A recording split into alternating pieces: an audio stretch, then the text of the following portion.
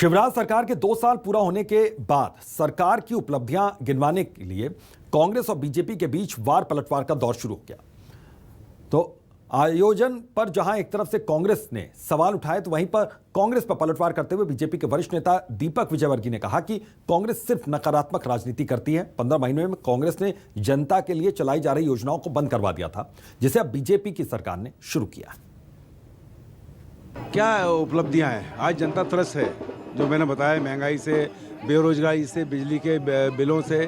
कर्मचारी परेशान है, उनका जो 2005 के पहले की पेंशन बहाल नहीं की गई, एरियर्स नहीं दिए, पेंशनर्स को नहीं मिला।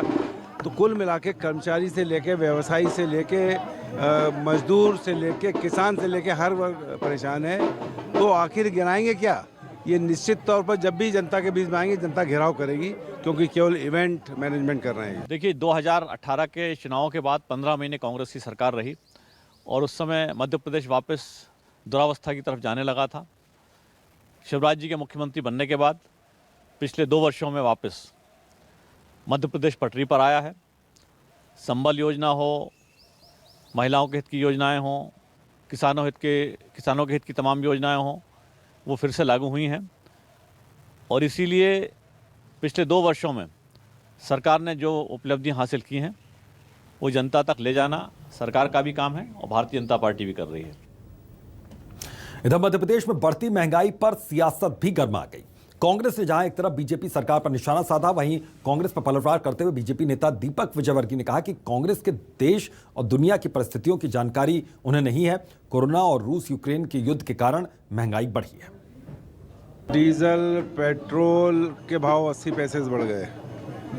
रसोई गैस इन ऑफिंग है। दूध के भाव 5 रुपये बढ़ गए। खाने का तेल 71% तक महंगा हो गया है। बिजली के बड़े बड़े बिल हैं। कुल मिला के महंगाई की मार से आम जनता परेशान है और मुख्यमंत्री और बीजेपी केवल इवेंट मैनेजमेंट में लगी हुई है। आज जनता त्रस्त है नीचे।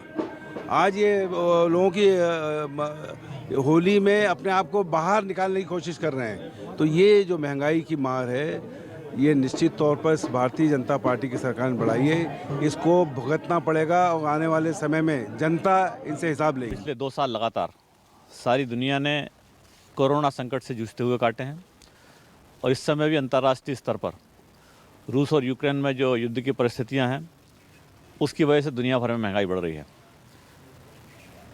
देश में मोदी जी की सरकार इन सारी परिस्थितियों से दुनिया में सबसे बेहतर तरीके से निपट रही है। और चाहे कोरोना हो या अंतर्राष्ट्रीय स्तर पर युद्ध की परिस्थितियां हों, भारत पर सबसे कम दुष्प्रभाव पड़ा है। देश भर के विचारक और आम जनता इसको अप्रिशिएट करते हैं। कांग्रेस इसको नहीं समझना चाहती तो फिर हम कुछ नहीं करें।